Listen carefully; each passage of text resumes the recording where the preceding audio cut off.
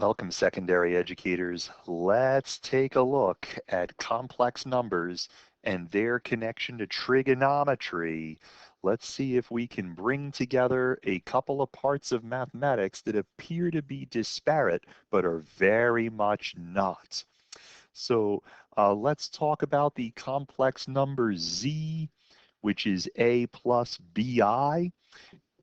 Let's represent that.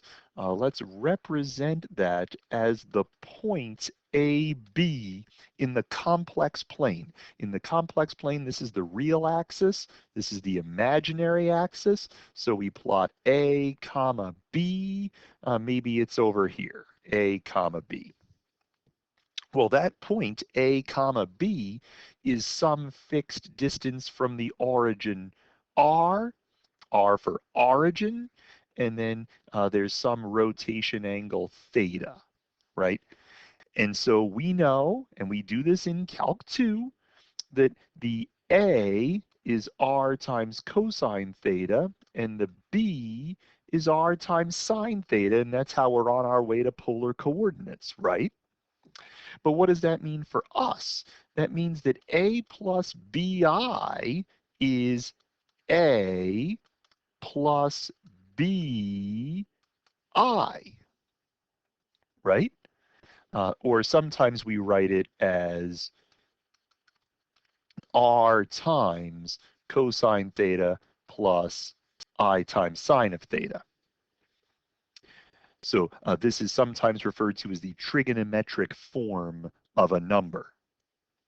So, well, what does that have to do with anything? Well, let's multiply a couple of complex numbers together. Let's multiply an R1 cosine theta 1 plus I sine theta 1 times an R2 times cosine theta 2 plus I sine theta 2. And let's see what happens if we multiply those numbers together. Well, R1 times R2 is easy. And then a little bit of work here, right? Multiplying two binomials together. Well, that's cosine theta 1, cosine theta 2. These are going to be minus sine theta 1, sine theta 2. And then this has an I and that has an I, right? So it's I times sine theta 1 cosine theta 2 cosine theta 1 sine theta 2, and you know where this is going, right? Cosine, cosine, sine, sine, that's the cosine of theta 1 plus theta 2. And sine, cosine, cosine, sine, that's sine of theta 1 plus theta 2.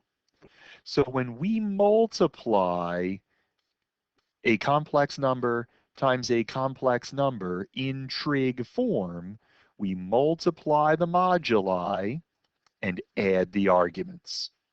We multiply the magnitudes and add the angles of rotation, which gives us significant insight into how to deal with exponentiation, and it leads directly to DeMoivre's theorem, named after the very famous mathematician Theorem. And DeMoivre's theorem says when we raise z to the nth power, well, that's just multiply n copies of the modulus and then rotate n copies of theta. Leads directly to DeMoivre's theorem. It's a hop, skip, and a jump from there, which is what allows us to do stuff like this.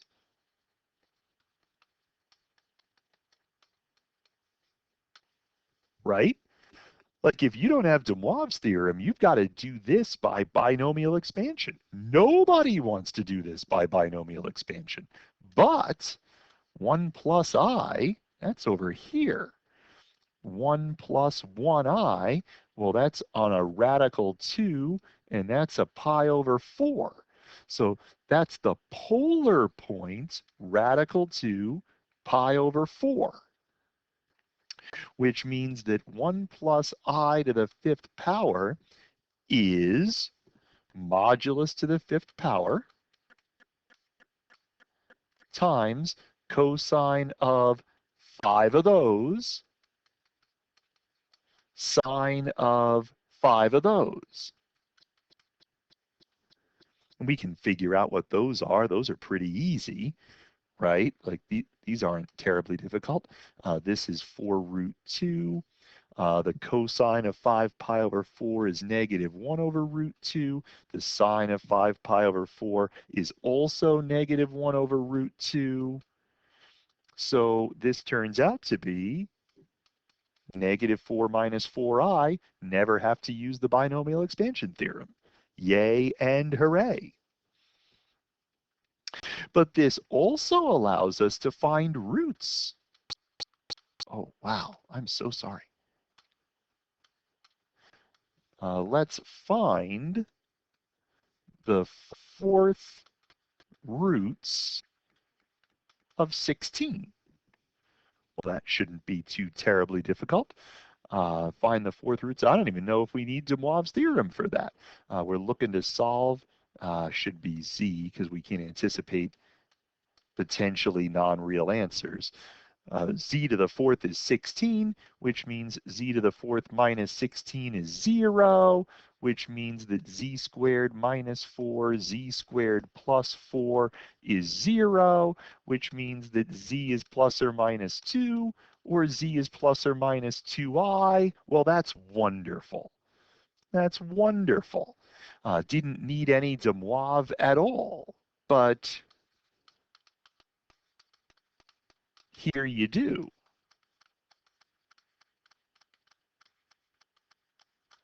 You're like, that's not fair. I don't like that at all. That's not fair at all. Because here's a scenario where you're trying to solve z to the 5th is 32, which means you're trying to solve r to the 5th times cosine 5 theta plus I sine 5 theta is 32 plus 0i. You're like, well, maybe if we had some sort of insight from over here. Well, let's get that insight. Where are these 4 points in the complex plane? 2 plus 0i, negative 2 plus 0i, 0 plus 2i, 0 minus 2i. They are all on a circle, the ding-dang ugliest circle I ever did draw. They're all on a circle. They are all 90 degrees apart, which makes sense because it's 360 degrees all the way around. And once we know one of them, we can find the others just by rotating 90 degrees around. Well, maybe that's what happens here. And it is.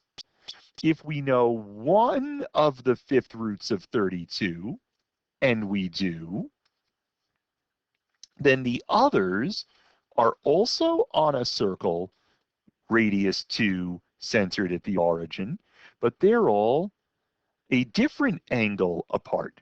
Well, 360 divided by 5, they're all 72 degrees apart. They're all 72 degrees apart. So we go 72 degrees, we go 72 degrees, we go 72 degrees, we go 72 degrees. So the 5 roots are 2 times cosine 72 plus I times sine 72, 2 times cosine 144 plus I sine 144, and you get it all the way around. So we can find those roots just by identifying one of them, which is not very difficult, and then recognizing that the others are equally spaced around a circle. Well, I hope this made something a little bit more clear. The other screencast is a little bit shorter as we grapple with properties of exponents. See you there.